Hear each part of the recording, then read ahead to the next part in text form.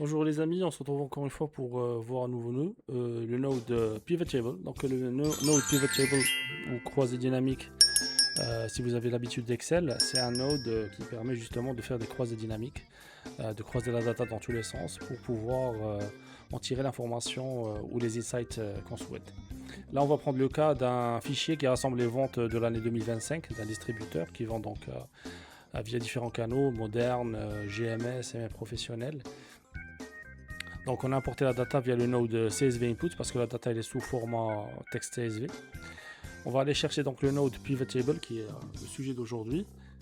On va essayer de visualiser les ventes par région, le phasing des ventes par région. Donc on va aller chercher le champ par région.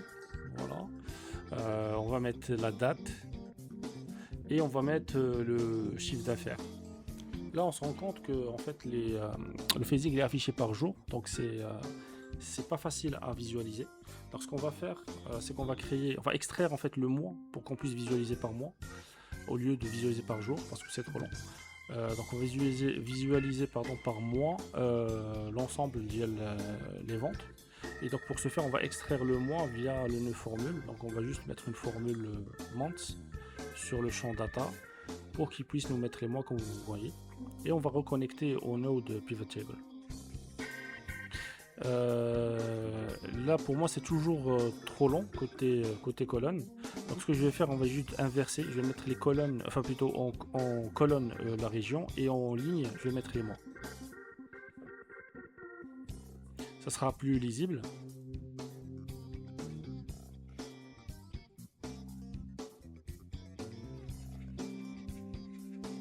Voilà, on supprime les régions. Voilà, on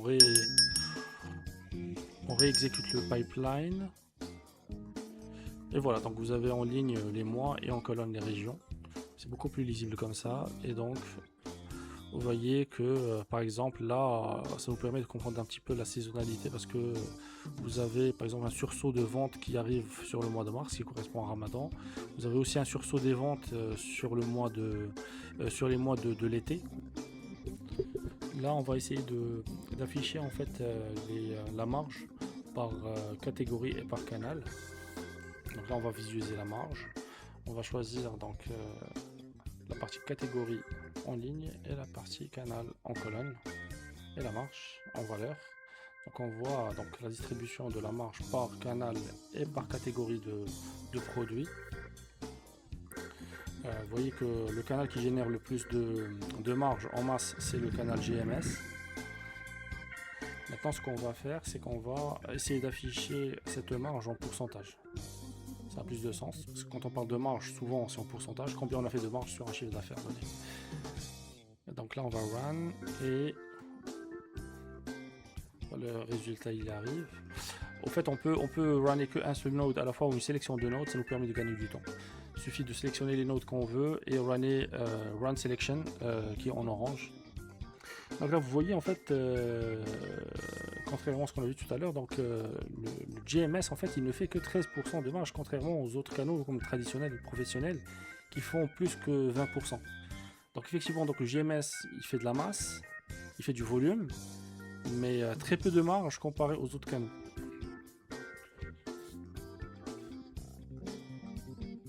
Maintenant on va essayer de visualiser donc toujours la marge mais par commercial.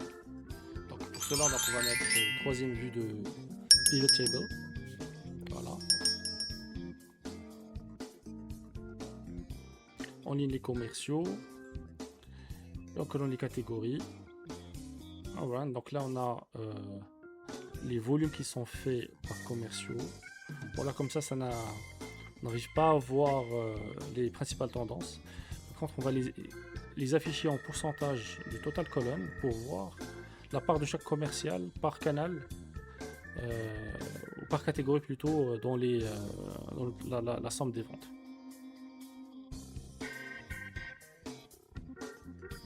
Voilà, on voit par exemple là au niveau du commercial Benani qui fait 43% des ventes sur l'hygiène. Pareil chez Idrissi qui fait presque 31% sur le snacking à lui tout seul. Il fait ainsi qui fait 29,5% sur l'épicerie. Donc on voit quand même la distribution, on voit qu'il y a certains commerciaux qui s'accaparent des volumes importants sur certaines catégories. Donc ça permet vraiment d'analyser la performance des commerciaux. Par contre, cette performance elle ne doit pas être que sur le volume, bien sûr, elle doit être aussi sur la marge. C'est ce qu'on va voir tout à l'heure. Donc là, on va visualiser la marge. Là, c'est en pourcentage du total, donc on voit la distribution de la marge. Mais ce qui est intéressant aussi, c'est de la calculer en pourcentage du chiffre d'affaires. Donc ce qu'on va voir, c'est qu'il est possible aussi de calculer le pourcentage d'une valeur en fonction d'une autre valeur. Voilà, c'est très simple. Ça permet d'éviter les formules Excel. Voilà. Là, vous avez tout un pavé avec les pourcentages de la marge en fonction du chiffre d'affaires. Alors très rapidement, là, on va voir juste l'extraction vers Excel. Donc, il suffit de cliquer sur le bouton Excel. Faites attention aux bloqueurs de pop-up. Ils ne permettent pas le download. Il faut désactiver les bloqueurs de pop-up. Et donc là, on va voir l'extraction vers un Google Sheet. Il suffit de suivre les étapes qui sont décrites dans l'aide. C'est très simple. Donc on partage avec l'adresse de Linatix et on copie l'adresse du sheet dans le node et on exécute. Voilà. Et là vous allez avoir une petite surprise, c'est que le pivot table ne s'imprime pas en valeur, mais plutôt en version native Google Sheet. Donc vous pouvez remanipuler votre croisée dynamique dans le Google Sheet. Merci beaucoup. Donc c'était Jamal Cherkaoui et à la prochaine.